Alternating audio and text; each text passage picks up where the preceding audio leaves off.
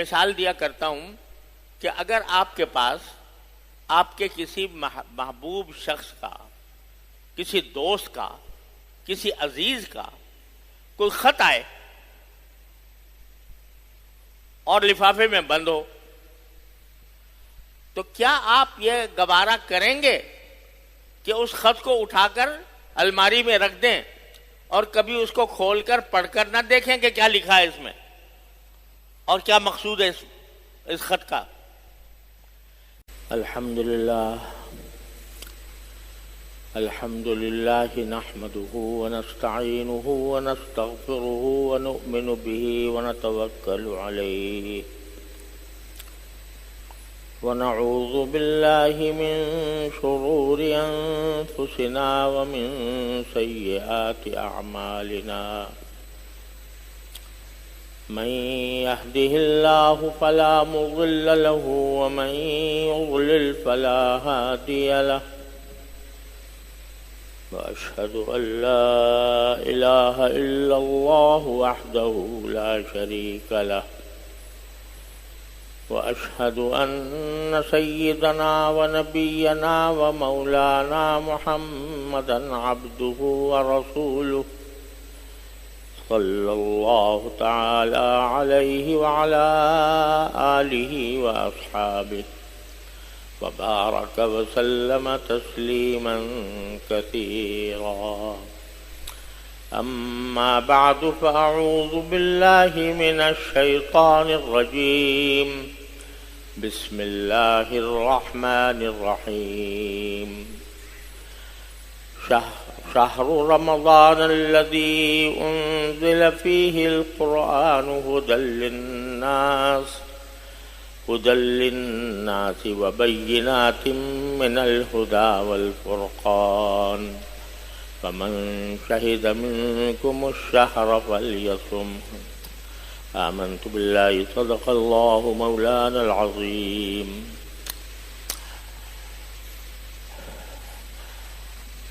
میرے محترم بزرگوں، دوستوں اور بھائیوں، السلام علیکم ورحمۃ اللہ تعالی وبرکاتہ.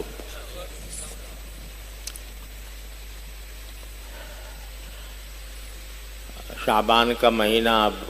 ختم ہونے کے قریب ہے اور رمضان المبارک کی آمد ہے. امید ہے کہ انشاءاللہ آئندہ جمعرات کو یا جمعہ کو پہلا روزہ ہوگا. اس رمضان کے آنے سے پہلے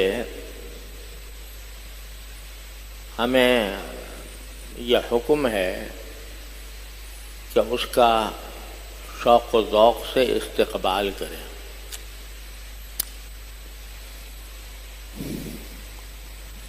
یہ مہینہ جو اللہ تبارک و تعالی نے اپنے فضل و کرم سے رحمتوں اور برکتوں کا مہینہ رکھا ہے، یہ انسان کی اپنی اصلاح کا ایک بہترین کورس ہے، تربیتی کورس ہے، جو اللہ تعالیٰ نے ہر سال اس مہینے میں مقرر فرمایا. بات صرف اتنی نہیں ہے کہ یہ مہینہ روزوں کا مہینہ ہے، تراویح کا مہینہ ہے، بلکہ در حقیقت رمضان کے مہینے سے گزار کر اللہ جل جلالہ یہ چاہتے ہیں کہ بندے اس زمانے میں اپنی تربیت کریں، اپنے اعمال اور اخلاق کی اصلاح کریں اور ایک نئی زندگی شروع کریں. کئی ہفتوں سے میں اس بات پر زور دے رہا ہوں کہ معاشرے میں جو فساد پھیلا ہوا ہے، چاروں طرف سے ہم فتنوں اور مصیبتوں میں گرفتار ہیں، اس کا واحد علاج یہ ہے کہ ہر بندہ اپنی اپنی جگہ پر خود اپنی اصلاح کی فکر میں لگ جائے. تو یہ مہینہ جو آ رہا ہے یہ اپنی اصلاح کرنے کا ایک بہترین تربیت کا کورس ہے جو اللہ تبارک و تعالی نے مقرر فرمایا۔ خود رسول کریم سرور دو عالم صلی اللہ علیہ وسلم نے شعبان کے آخر میں رمضان شروع ہونے سے پہلے صحابہ کرام کے سامنے خطبہ دیا تھا، جس میں آپ نے اس رمضان کی اہمیت بیان فرمائی اور اس مہینے کی خصوصیات بیان فرمائی، تاکہ صحابہ کرام پہلے سے اپنے آپ کو تیار کریں کہ اس رمضان کے مہینے میں وہ زیادہ سے زیادہ اپنی اصلاح کی فکر کریں۔ لہذا رمضان المبارک کا استقبال ایک تو طریقہ اس کا رسمی نوعیت کی ہے کہ بہت سے ملکوں میں اور ہمارے ہاں بھی کچھ جلسے منعقد کیے جاتے ہیں استقبال رمضان کے نام سے، وہ تو ایک رسمی کارروائی ہے، اس کا اتنا زیادہ فائدہ نہیں، لیکن رمضان کا استقبال اور رمضان کی تیاری یہ ہر مسلمان کو یہ چاہیے کہ وہ پہلے اس مہینے کی اہمیت کو محسوس کرے۔ یہ مہینہ کیوں آیا ہے؟ دیکھو تو رمضان کے مہینے میں بھی اسی طرح دن اور رات ہوتے ہیں جس طرح عام مہینوں میں ہوتے ہیں، جس طرح عام دنوں میں سورج نکلتا ہے رمضان میں بھی نکلتا ہے، اور دنوں میں غروب ہوتا ہے رمضان میں بھی غروب ہوتا ہے، اور دنوں میں دن اور رات آتے ہیں رمضان میں بھی آتے ہیں۔ دیکھنے کے اعتبار سے کوئی فرق نظر نہیں آتا رمضان کے دنوں میں اور عام دنوں میں، لیکن اللہ تبارک و تعالی نے اس مہینے کو اپنے ساتھ ایک رابطہ اور تعلق کا اور تقدس کا رشتہ اس کے ساتھ قائم فرما دیا کہ رمضان کا مہینہ یہ اللہ تبارک و تعالیٰ کا مہینہ، اور اس کی مختصر اور آسان لفظوں میں تشریح یہ ہے کہ ہم سال کے 11 مہینے اس طرح گزارتے ہیں کہ اس میں زیادہ تر ہماری سوچ بچار اور دوڑ دھوپ کا محور یہ دنیاوی زندگی ہوتی ہے، کھانا کمانا اور سونا جاگنا، اسی میں ہمارے اوقات زیادہ تر اوقات صرف ہوتے ہیں۔ ٹھیک ہے، اس میں اللہ تعالیٰ جن کو توفیق دیتا ہے تو 5 وقت کی نمازیں بھی پڑھ لیتے ہیں، لیکن اگر 5 وقت کی نمازوں کو جوڑ کر دیکھا جائے تو سب ملا کر گھنٹہ 1.5 گھنٹے سے زیادہ نہیں، باقی 23.5 گھنٹے یا 23 گھنٹے یا 24 گھنٹے 23 گھنٹے جو گزرتے ہیں وہ سب ہمارے اپنے ذاتی اپنے کھانے کمانے میں یا اپنے جسم کو آرام دینے میں یا جسم کی تربیت کرنے میں صرف ہوتے ہیں۔ حالانکہ جب انسان کو پیدا کیا گیا تھا تو اللہ تبارک و تعالیٰ یہ فرماتے ہیں کہ وَمَا خَلَقْتُ الْجِنَّ وَالْإِنسَ إِلَّا لِيَعْبُدُونَ، میں نے جنات اور انسانوں کو صرف اس کام کے لیے پیدا کیا تاکہ وہ میری عبادت کریں۔ تو اصل مقصد جب زندگی کا عبادت ہوا تو ہونا تو یہ چاہیے تھا کہ 24 گھنٹے ہی عبادت ہوتی، زیادہ سے زیادہ تھوڑا وقت کھانے پینے کے لیے نکال لیا جاتا، تھوڑا وقت جو ہے وہ اپنے بشری حاجتوں کو پورا کرنے کے لیے نکال لیا جاتا، گھنٹہ 2 گھنٹہ 2.5 گھنٹہ، باقی سارا وقت عبادت میں خرچ ہوتا۔ لیکن اللہ تبارک و تعالیٰ نے یہ کرم فرمایا کہ یہ کہہ دیا کہ بھائی عبادت کے لیے دن میں تو ہم تمہارے اوپر 5 نمازیں بس فرض کرتے ہیں، 5 نمازیں پڑھ لیا کرو، اور باقی اوقات میں تم اگر کھاؤ کماؤ گے بھی اور اچھی نیت سے کھاؤ کماؤ گے، صحیح طریقے سے کھاؤ کماؤ گے، تو ہم اس کو بھی عبادت میں شمار کر لیں گے۔ یعنی جیسے تجارت ہے یا ملازمت ہے یا زراعت ہے، یہ اپنی ذات میں تو عبادت نہیں ہے، یہ تو انسان کے اپنے پیٹ کے لیے انسان یہ کام انجام دیتا ہے۔ لیکن اللہ تعالیٰ نے فرمایا کہ اگر تم اچھی نیت سے کام کرو گے کہ بھئی میں اپنے نفس کا حق ادا کر رہا ہوں، اپنے گھر والوں کا حق ادا کر رہا ہوں، اور حلال طریقے سے کمائی کر رہا ہوں، اور جو کمائی کروں گا وہ حلال طریقے سے کروں گا، حرام سے اپنے آپ کو بچاؤں گا، تو اللہ تبارک و تعالیٰ نے اپنے فضل و کرم سے اس کو بھی عبادت شمار کر لیا۔ حقیقت میں عبادت نہیں تھی، کھانا کھا رہے ہیں تو بھئی اپنی پیٹ پوجا کرنے کے لیے کھا رہے ہیں، بھوک مٹانے کے لیے کھا رہے ہیں، لذت کے لیے کھا رہے ہیں، لیکن اللہ تبارک و تعالیٰ فرماتا ہے جب میری ذکر کے ساتھ اور صحیح نیت سے اور صحیح طریقے سے سنت کے مطابق کھانا کھاؤ گے تو ہم نے تمہیں کھانا کھانے کو بھی عبادت قرار دے لیا۔ اللہ تعالیٰ کا یہ فضل و کرم ہے۔ لیکن انسان کا معاملہ یہ ہے کہ جب اس کو چھٹی ملی کہ بھئی چلو تم کھاؤ بھی کماؤ بھی روزی بھی حاصل کرو اور دنیا کے دوسرے کام بھی انجام دو، جب انسان کو چھٹی ملی تو اس نے اس کا سارا ذہن، ساری سوچ، ساری دوڑ دھوپ وہ اس دنیاوی کام میں لگ گئی، اور وہ یہ بھول گیا کہ میں آیا کیوں تھا اس دنیا میں، کس مقصد کے لیے آیا تھا۔ بس لگا ہوا ہے صبح سے شام تک روزی کمانے میں لگ، زیادہ سے زیادہ کس طرح پیسے حاصل ہو جائے، زیادہ سے زیادہ کس طرح مجھے رزق مل جائے، کس طرح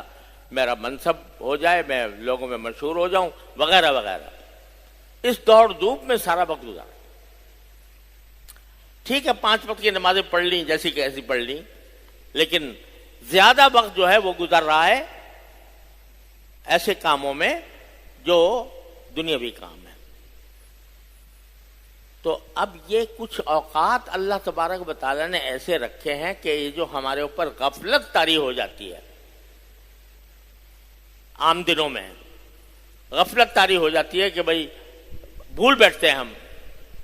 مارے باندھے کسی طرح نماز کا وقت آیا کھڑے ہو کر جلدی سے کوئی نماز پڑھ لی، بس باقی اور سارا وقت جو ہے ہمارا، ساری دوڑ دھوپ، ساری سوچ بچار وہ مرکوز ہو جاتی ہے دنیا کے کام، تو گویا اصل مقصد سے ہم دور ہوتے چلے جاتے۔ تو اللہ تبارک و تعالی بعض دن اور بعض مہینے، بعض اوقات ایسے اللہ تعالیٰ نے رکھے ہیں کہ گویا ہم کو پکڑ کر کھینچ کر بلایا جا رہا ہے۔ دنیا کے کام میں ہم لگے ہوئے ہیں صبح سے شام تک، تو 1 مہینہ اللہ تبارک و تعالیٰ نے ایسا رکھ دیا کہ ارے بھائی کہاں بھاگے جا رہے ہو، تھوڑی دیر کے لیے میرے پاس آ جاؤ، تھوڑا وقت جو ہے وہ میرا قرب حاصل کرنے کے لیے خرچ کر لو، میرے پاس آ جاؤ۔ یہ اصل اس رمضان کا فلسفہ یہ ہے کہ ہم عام 11 مہینوں کے اندر جن مشغولیات میں محو رہتے ہیں، ان مشغولیات سے تھوڑی دیر اپنے آپ کو جتنا ہو سکے فارغ کر کے اپنا ذہن، اپنا دھیان، اپنی فکر، اپنی سوچ اللہ تبارک و تعالیٰ کا قرب حاصل کرنے کی طرف مرکوز کر دیں۔ یہ ہے اصل مقصود رمضان کا۔ بھئی کھانا جو ہے وہ بے شک تمہارے لیے جائز تھا، لیکن ضرور اب 1 مہینہ ہم تمہیں ایسا دیتے ہیں کہ تم کھانا نہیں کھاؤ گے، دن میں نہ کچھ کھاؤ گے نہ کچھ پیو گے، یہ دن کا وقت تم بھوکے رہ کر، پیاسے رہ کر گزارو گے،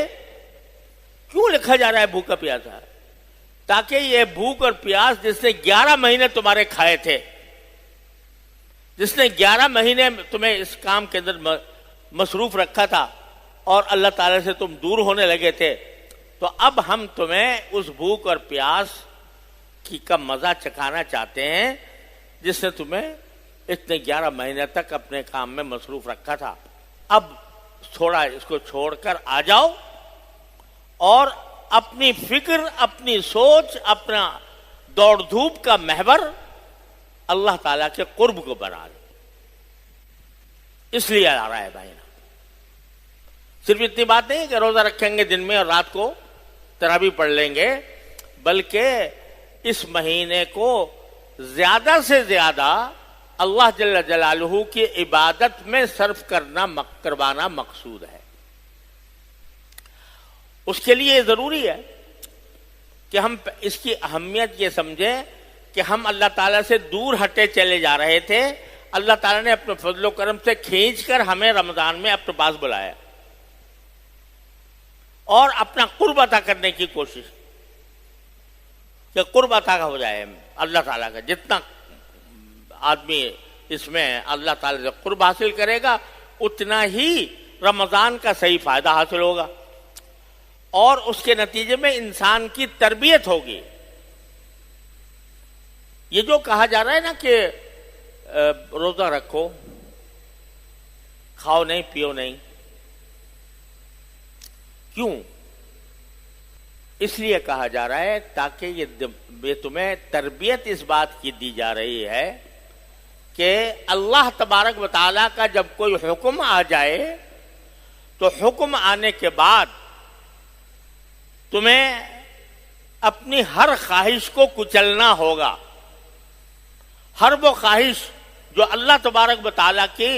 حکم کے خلاف ہو اس کو کچلنا ایک مومن کا فریضہ ہے۔ اس فریضے کے لیے تیار کیا جا رہا ہے کہ کھاؤ نہیں۔ اب ایک بندہ جو ہے وہ رمضان کے اندر اگر باقی روزہ رکھا ہوا ہے اس نے، ایک مسلمان، اور دن کے وقت میں وہ کھانے پینے سے پرہیز کرتا ہے، اگر کوئی بندہ اس کو 1,00,000 روپے بھی دے کہ 1,00,000 روپے لے لو اور روزہ توڑ دو، تو کوئی مسلمان اس کو کبھی گوارا نہیں کرے گا۔ حالانکہ عام دنوں میں اگر کہیں 1,00,000 روپے مل رہا ہے مفت تو وہ اس کی طرف دوڑ کے جائے گا، لیکن رمضان کے مہینے میں اللہ تبارک و تعالیٰ نے یہ خاصیت رکھ دی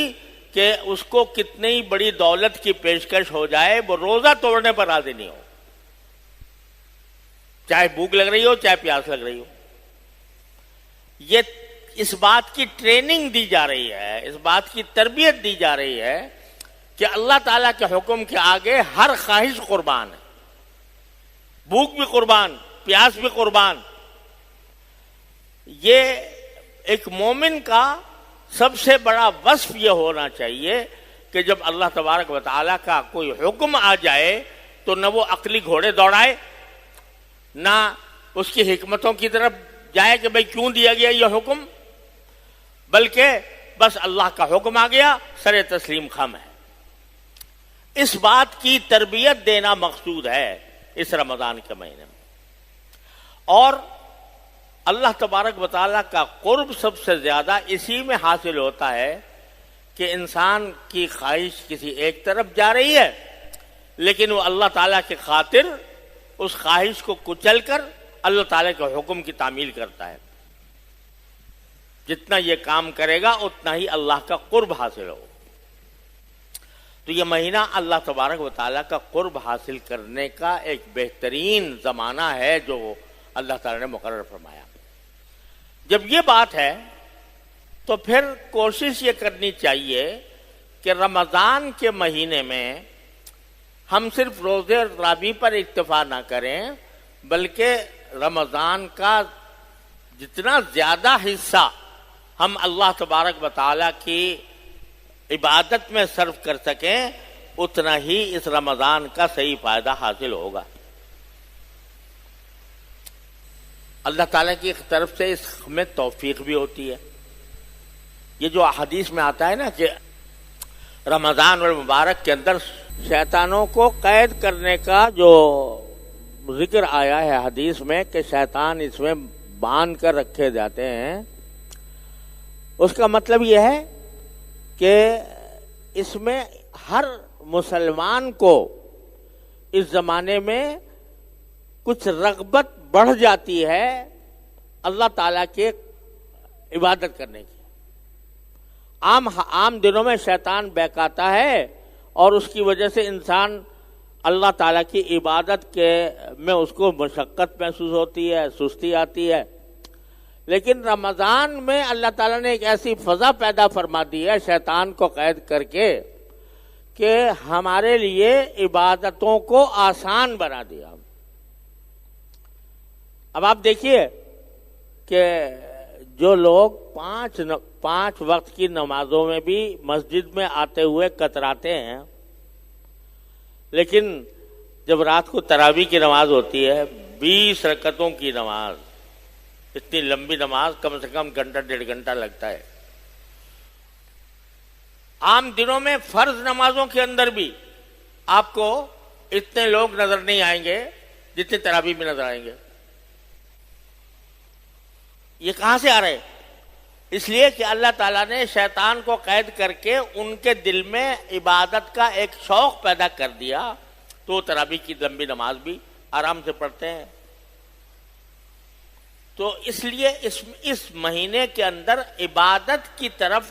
جانے کے اسباب اللہ تعالیٰ کی طرف سے زیادہ ہو جائے. لہذا کوشش یہ کرنی چاہیے کہ رمضان کا مہینہ زیادہ سے زیادہ اس میں عبادت کا موقع ملے، اور اس کا طریقہ یہ ہے کہ رمضان کے مہینے کو اپنی عام معمولات سے، دنیا کے جو عام معمولات ہیں ان معمولات سے اپنے آپ کو ذرا کم کر کے، ان معمولات کو کم کر کے عبادت کے حصے کو زیادہ کریں. اگر فرض کرو عام دنوں کے اندر صرف فرائض ہی پڑھتے ہیں اور سنتیں ہی پڑھتے ہیں، نفلیں کبھی پڑھنے کی توفیق نہیں ہوتی، تو رمضان میں نوافل کا زیادہ اہتمام کیا جائے. عام دنوں میں تلاوت کی اتنی توفیق نہیں ہوتی، رمضان کو قرآن کریم کے ساتھ خاص ربط ہے، خاص نسبت ہے.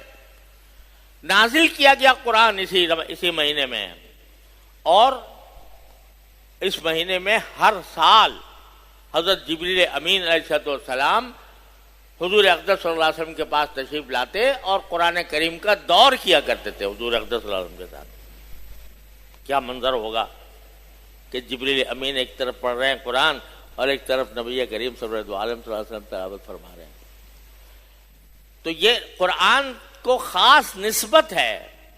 رمضان المبارک سے، لہذا اس میں قرآن کریم کی تلاوت عام دنوں سے زیادہ کرنے کی فکر کر رہے ہیں. عام دنوں سے زیادہ. اگر عام دنوں میں آدھا پارہ پڑھتے ہیں، 1 پارہ پڑھتے ہیں، تو زیادہ پڑھائیں، 2 پارے، 3 پارے، 4 پارے. حضرت امام ابو حنیفہ رحمۃ اللہ علیہ جو اتنے بڑے فقیہ تھے، اتنے بڑے امام، اور ساتھ ہی تجارت بھی کیا کرتے تھے، لیکن رمضان میں، ہر رمضان میں روزانہ ایک قرآن کریم ختم کرتے تھے، اور پورے مہینے میں 31 قرآن پورے ہوتے تھے ان کے، کیونکہ روزانہ ایک قرآن اور تراویح کا ایک قرآن، تو 31 قرآن کریم. جن لوگوں کو اللہ تبارک و تعالی رمضان کے وقت کی قدر و قیمت ہوتی ہے، وہ اس کو زیادہ سے زیادہ اس کام میں صرف کرتے. تو عام دنوں سے زیادہ تلاوت اس زمانے میں ہونی چاہیے. اور تلاوت تو ہے ہی، لیکن ایک پہلو یہ ہے کہ قرآن کریم کو سمجھنے کی فکر. تلاوت تو ہم بے شک کر لیتے ہیں، لیکن کتنے لوگ ہیں کہ جو واقعتاً سمجھنا چاہتے ہیں کہ قرآن میں کیا لکھا ہے. حیرت انگیز بات ہے کہ اللہ تعالیٰ نے یہ قرآن نازل کر کے ہمیں دیا ہوا ہے 1400 سال سے، اور اس کو ہدایت کا ایک پیغام قرار دے کر نبی کریم صلی اللہ علیہ وسلم پر اس کو اتارا گیا، اور یہ 1400 سال سے الحمدللہ ایک حبے، ایک شوشے، ایک نقطے کی تبدیلی کے بغیر جوں کا توں ہمارے پاس محفوظ ہے. لیکن ہم نے اٹھا کر اس کو الماری کے طاق میں رکھا ہوا ہے،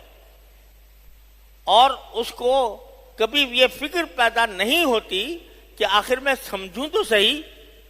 کہ قرآن نے اس پیغام ہدایت میں مجھ سے کیا فرمایا. مثال دیا کرتا ہوں کہ اگر آپ کے پاس آپ کے کسی محبوب شخص کا، کسی دوست کا، کسی عزیز کا کوئی خط آئے اور لفافے میں بند ہو، تو کیا آپ یہ گوارا کریں گے کہ اس خط کو اٹھا کر الماری میں رکھ دیں اور کبھی اس کو کھول کر پڑھ کر نہ دیکھیں کہ کیا لکھا ہے اس میں اور کیا مقصود ہے اس خط کا؟ انسان کو چین نہیں آئے گا. ایک باپ کا خط بیٹے کے نام آیا یا بیٹے کا خط باپ کے پاس گیا، اسے چین نہیں آئے گا اس وقت تک جب تک کہ وہ اس خط کو پڑھ کر سمجھ نہ لے کہ کس میں کیا لکھا ہے. لیکن قرآن عظیم اللہ تعالیٰ کی ہدایت کا یہ پیغام، یہ خط جو اللہ تعالیٰ نے پوری انسانیت کے لیے بھیجا ہے، اس کو ہم نے اس طرح اٹھا کے رکھا ہوا ہے. اس کا استعمال کیا ہے کہ جب دلہن رخصت ہوگی تو اس کا سایہ اس کے اوپر ڈال دیں گے. جب کہیں لڑائی جھگڑا ہوگا تو قرآن کو بیچ میں لا کر اور اس کے اوپر حلف اٹھا لیں گے. یہ اس کا مصرف ہے جس کو اللہ تبارک و تعالیٰ نے ہدایت کا ذریعہ بنایا. آج ہمارے تمام مسائل کی بنیادی جڑ یہ ہے کہ ہم نے قرآن کو چھوڑ رکھا ہے. تو کم از کم اس رمضان کے مہینے میں بھائی، اس رمضان کے مہینے میں تو یہ کم از کم جذبہ پیدا کر لیں کہ تلاوت بھی کریں گے اور کچھ وقت، تھوڑا سا وقت اپنی 24 گھنٹوں میں سے قرآن کو سمجھنے میں لگائیں گے. اللہ تعالیٰ کے فضل و کرم سے علماء کرام نے ہر زبان میں چھوٹی بڑی ہر طرح کی تفسیریں لکھ دی ہیں اور مہیا ہیں. ان تفسیروں کی مدد سے اگر فرض کرو کسی تفسیر کو، اچھی تفسیر کو لے لو. آج کل کے ماحول میں میرے والد ماجد قدس اللہ تعالیٰ سرہ کی تفسیر معارف القرآن بہت ہی جامع اور بہترین تفسیر ہے. اس کو اپنے سامنے رکھ کر سمجھ لو کہ میں روزانہ اس کے 10 صفحے پڑھا کروں تو قرآن کریم کی آیتوں کا مفہوم اس کے اندر پوری طرح تفصیل کے ساتھ آ رہا ہوا ہے. بتائیے کیا مشکل کام ہے. 24 گھنٹوں میں سے اگر 10 صفحے پڑھنے، 10 نہ کرو 5 کر لو، لیکن کوئی دن قرآن کریم کی کسی تفسیر کے مطالعے سے خالی نہ رہے، تاکہ قرآن کا ایک حق ادا ہو تلاوت کا اور دوسرا حق ادا ہو اس کے سمجھنے کا. قرآن ایسی چیز ہے زندگیوں میں انقلاب لے کر آتا ہے. اگر اس کو سچ سے سمجھ کر پڑھو گے تو انشاءاللہ معلوم ہوگا کہ زندگی میں انقلاب آ رہا ہے. اس طرح اپنے مصروفیات کو کم سے کم کر کے